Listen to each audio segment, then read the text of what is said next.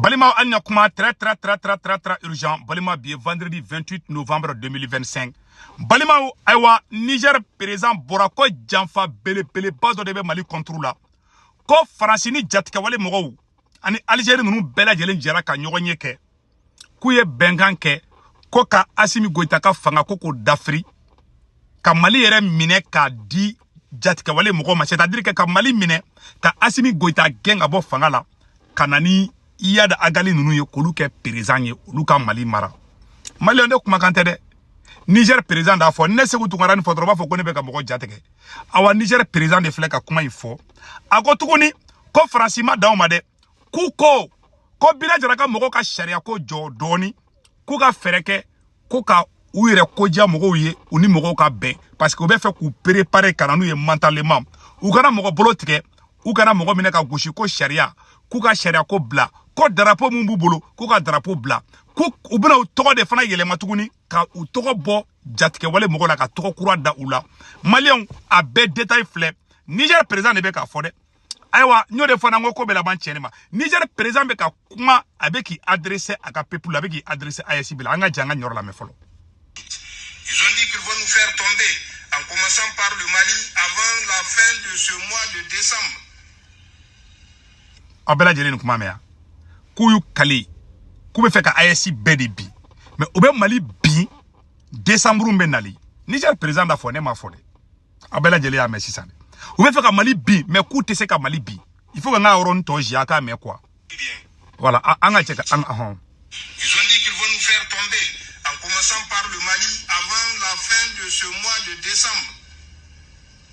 Eh bien, ils n'auront que leurs yeux pour pleurer parce qu'ils vont constater, Inch'Allah, que la Confédération tiendra et elle tiendra éternellement.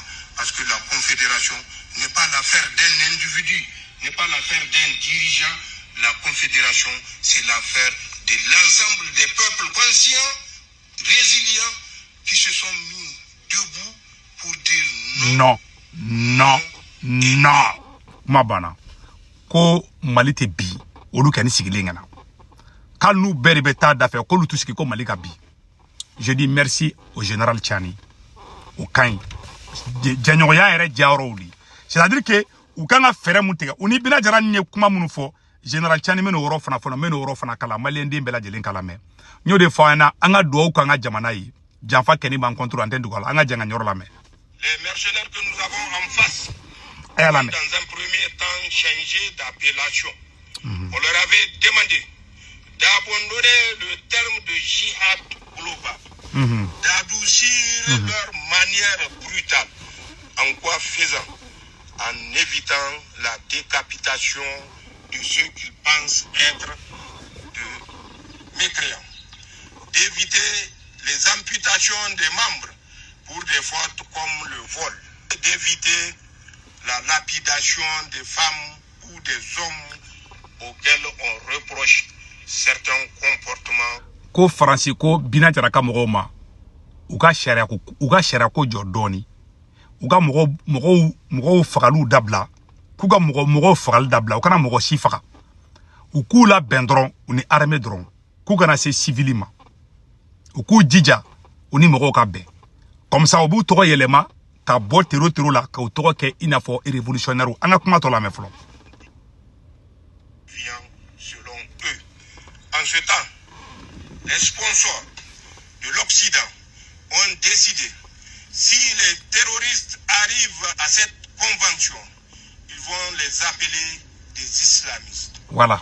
Des islamistes qui ont reflet sur la religion pour nous faire avaler la pilule. Et plus tard, ils seront appelés des révolutionnaires.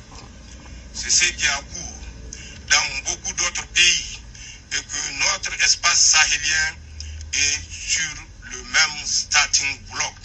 Ceci est ce que je dis, c'est passé, si vous vous rappelez, en Afghanistan. Voilà. Ça s'est passé en Irak. Ça s'est passé en Syrie. Ça se passe aujourd'hui à notre frontière en Libye. C'est la volonté de nous diviser, de nous déstabiliser jusqu'au dernier résistant et de s'approprier nos territoires. C'est cette volonté qui a conduit l'Occident à s'allier au diable sur le faux pour atteindre son objectif. Nous ne le permettrons pas, Inch'Allah. Je l'ai dit pour que vous compreniez que ceux qui circulent sur les motos, sur des vélos. Abela de la main. Kouye mounke Syrie, ou be feko de ke Mali la. Ou ye mounke Irak, ou be feko de ke Mali la. Ou ye mounke Libye, ou be feko kele de ke Mali la, Sahel kono. Yaro ne se goutou ngarabe nou kuma fo dongoudou. Awa ne Niger président contre de bolé nka fo. Ou be feka Mali dafiridi. Ka Bina Jaraka moro ka oluta koulou ke Mali président. Ou be koula ben politiquement de 600. Ou be ka marfatiki mounou me kankele, mototiki mounou me kankele. Faransi be kou préparer politiquement di. Ou be se ka fanga soro chogo djume. Kou bo bara de la. Maintenant, et général Tiani kuma kelen fana fo. Ako, ou be fe ka kele de kele te ban. Ananye mototiki ni keme duru faga dongo dun. Kele nti ban. Parce que nanye do faga Faransi be nani do wera yi. Nanye do faga Faransi be nani do wera yi. Général Tiani côté. Et puis encore, ou ka stratégie flana fana mouye. Ni kele mena serabe jamana économique. O de kera Syrie là. C'est vrai, Bachar que corruption, Bachar était un corrompu. Au problème, mais pour le flana mumbe. Où est Syrie fana pétrole de fana fenga côté bo. Ou flega kele mun ke malade. Ko essence te doit te bode. Ou kume ko kele ngali Syrie. Donc ni kera jamana économie be yogo di. Abe war fefe sura bebe ta guerre là. Donc ni kele kera te ba sura si be seke ni sura si sekera dro. Kungulu problème be nala. Mbe kuma kele fo onyena. Chama meka ni ay ne segu tungara Congo Assimi ka fere sugu beke. Aga réconciliation ke me atese. Tant que Assimi be réconciliation teke. Boni Assimi toran kuna ambe to guerre nadi, guerre intena ban. Ni guerre ma baba a conséquence yemuya. Ni sura si tche mena avec kelela, abe ja haklika. Na jira haklika. Wala bi se ka tieni ke. O de kera Syrie. Syrie surasu ye kele ke surasi do commencera ka déconner doni. Mais ka tien blé de fois bi. Ni kele kera kate ban ABG surasi do aklika. Surasi do be commencer ka déconner. Manu surasi commencera ka déconner trop population be commencer ka sera surasi nga. Ni population commencera ka sera surasi nga trop population be ta farabina ka mogo de kan. Wallahi me ka tien de fois nyana. Et rébellion mon kera Mali rébellion mon kera 90 ou entre 80 comme wakati la ne re dombaga do tara rébellion kelela amena koron fe asigile kana wala ana aklimato nyoko fe asigile ba fa ko way nge rebelli tan faga nkumu kulo tike mbaketa billahi dondola ay marfata ka ba cha ere bala surasi ni surasi mena be kele garo la kele te ban surasi chaman tiseka mentalement ebe ka mogo de faga quoi. Et ça y est, mon frère là quoi. Ebeka mon frère, ebeka jatika wale mon frère.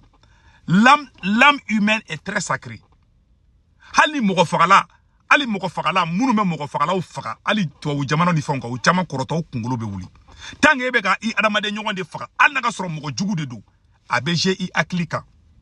Ni kele imena tiba abe commencer ka je sorati do aklika.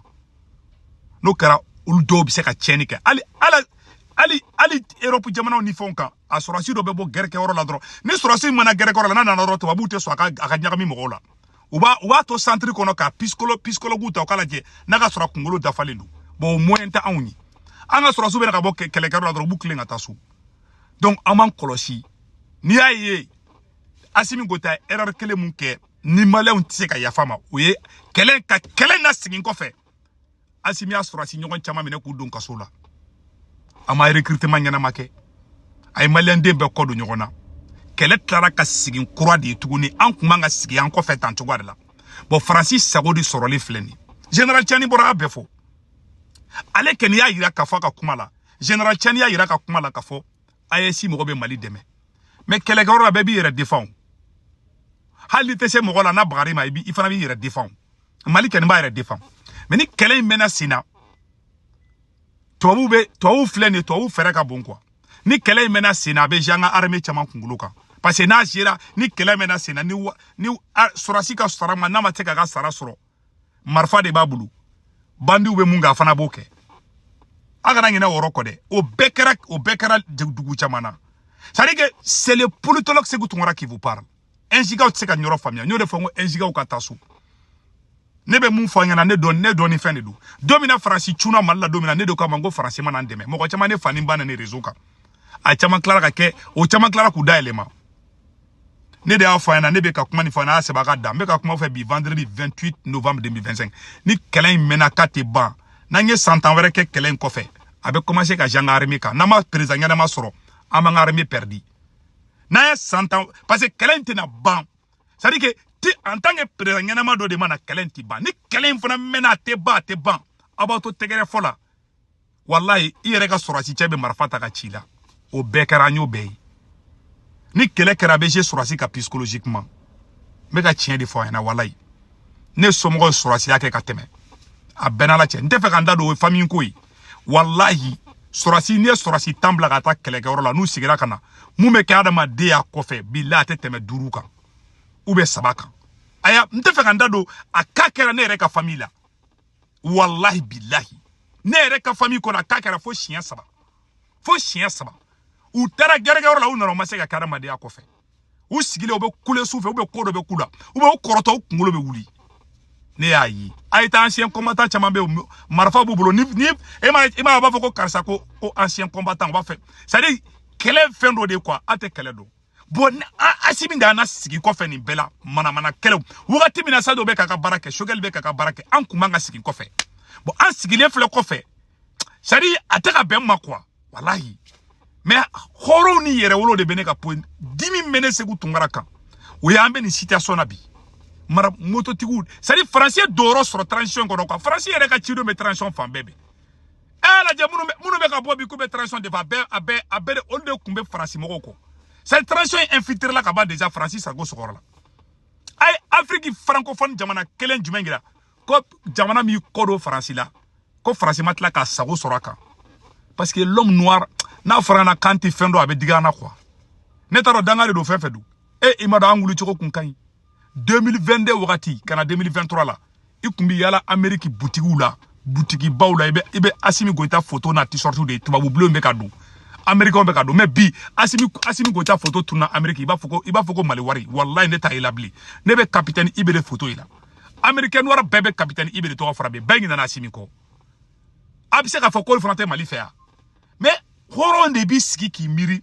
ne kununama ani bilama quelle est la différence o y'a ye minnu bɛ miiri dɛ miiribaliden tɛ se k'o yɔrɔ faamuya olu b'u kunfɛ kule la Sékou Tounkara dɔn ta Sékou Tounkara finen don a nun bara ka bɔ a ka karabati jɛngɛlen don a kunkolo man ɲi bon olu ye injiga kumaninw de quoi tu vois olu bɛ ne la yɛlɛ quoi mais ne bɛ mun fɔ dɔrɔn on est en train de parler concrètement ne Sékou Tounkara filɛ nin ne y'a fɔ ni ne ka kɛlɛ tɛ faso kɛlɛ de ala kana sutura ala kan libu aw bɛɛ ka daji to ne kun cɛmancɛ la ne ka kɛlɛ tɛ Maliko kɛlɛ ye dɛ mais ne b'a kɛlɛ kɛ tiɲɛ de kan ya rabi yama ala ka ne sankɔrɔta n'Assimi Goïta bɛ ka Mali jɔ tiɲɛ kan ala ka Assimi ka kalo yelen bɔ mais n'Assimi bɛ nkalon kan ala ka Assimi libu ne bɛ fɛn kelen yira o la faransi bɛ k'a ka diplomatiw labɔ tile 2 in na tubabu jamana bɛɛ y'u ka mɔgɔw labɔ jamana in kɔnɔ parce que mun dilannen don u b'a dɔn mun bɛ nalen wallahi u ye mun kɛ u filɛ ka mun kɛ Mali la u ma deli ka kɛ jamana la k'u dɛsɛra la fɛn kelen bɛ Mali échappé Mali kɛra kɛ faransi sago ye n bɛ tiɲɛ de fɔ ɲɛna ni n kɔrɔnɛ cɛ Assimi tɛ se n'a Assimi to ye faransi b'a sago sɔrɔ an kan n'a kɛra dɔrɔn bilahi a bɛ sɔn ka gêner ka adamadenya kan quoi bilahi talahi n'a kɛra dɔrɔn ne bɛ kule de bilahi talahi ne faransi y'a sago sɔrɔ Mali ka don o don ne bɛ bɔ ka n yɛrɛ bin dugu ma don a bɛɛ n'a kɛra cɛ a bɛ n tɛ fɛ o de ka kɛ quoi c'est à dire cɛ na sigi kɔfɛ de quoi ne ye miiri o de la o de bɛ k'an tɔɔrɔ quoi wallahi minnu yɛrɛ ye faransi détruire k'olu bɛɛ don kaso la ka dɔw la boli ka sɔrɔ mɔgɔlankolon de bɛ na bi f'olu bɛ tila k'a fɔ k'anw ye fasoden jugu ye cɛ ko ala ka barika don o fanga la o bɛ se ka kɛ yan bon ni ala ma barika don o fanga la o bɛ jouer jamana de fana kan donc o fanga kolonden ka bɔ yen ya halala dɔ ka na fanga in ta an ka jamana ka avancer ne ta o dɔrɔn bɛɛ bɛ ne ka position dɔn hɔrɔn in yɛrɛ wolo b'a dɔn ne bɛ Mali fɛ ɲamaden tɛ se ka ne faamuya fo ka diɲɛ fara lahara kan mais yere wolo don ba do ne ka position mi be ba do ne te France fait ali mo ko be ka irisi mi abene la ka fe fo irisi ma ali shini irisi ka to mal la kadini on de kele ke ko irisi ka na am se ka bo ko irisi ka ta non jamais ne te France fait bien ta fait shini ne ka position di aw go de ko ni mo ko mi te asimi fait ko te ko koro ka fo ko e France mo go di o hali wulu te réfléchiti. Je vous dis, dobe no gere doron buje uni saka kekelingi. Je vais être très honnête. Ça dit, jamana seka joni mogola ngolo ni enjiga uye quoi. Jamana be joni yere wulu ni horondi. Ni Amérique première puissance parce que mogo nyana maudidu. Chaque moribo jara tara France o lenga la Amérique o nyata ka nationalité dama. Che jamana be jona dinga na maudi. Dengolo den seka jamana jo. Franfi moloka ale mais ala je sa che ay Europe jamana la je. Ay siga ba ma klo la ko makoronya sunguru blani position na. Mais ambe jamana jolo be sunguru tekala ambe jamana jolo be jeneyala na ma sigi ko fe mumeke tanga nunu be jeneyala mali tseka tanga fe tanga nunu be jeneyala antese na mega chien de fois na wallahi billahi kuma be de flo nyakoro France baka position ali France sena la bi ou kuma mali to de kumbuda ça dit que ibe do sigile non France te sana ay Afrique francophone jamana kelen ira ko non France ma ko France ma tla ka sabo soruka aya jamana kele irana pour le moment te ku sago soran kane pour le moment de mais jamana ka ou be clara France ya président PFI ban France bolo ya be faka kateme ou faire la bema ou be faire ma choko jimo ba fara di ou ba bla nyoko di an kuma nga bla nyoko na asimini M5 kuma nga fara choko asila bo France sago de sur les flèches parce que France sago jumenge moto tu flèche kata carburant fenteke mo be fara la surasi ba fla be kaso la bi ta o kala jedro che an faga de quoi ayanda kan kanteke de quoi confindé na ça dit den kolon den do be ka boko o ka ina fo ante mali fedi ne danga de donde billahi taala mama ti mali fala ka betachi mama e mali den juguyi ala ka belibu be ka foko amina o de kundo malien mun me France Italie Espagne Angleterre Amérique Canada wari ci no be Sendwave application télécharge aya ke to de General Chani ni tourner kedi General Chani kuma worom na sorasi badene kuma General Chani ko fe anaka armée il était avec son armée ay Assimi Goïta ka be tourner ka General Chani tara Niger fambe insécurité be Niger yoro General Chani tara di yoro do la be avion ta yoro la be boli mobile la présent General Chani tara Niger dugu a corona klebi na bayan fa ay yala bela Assimi bise ko ke malabia ma image do yoro la dro voici une image comme ça.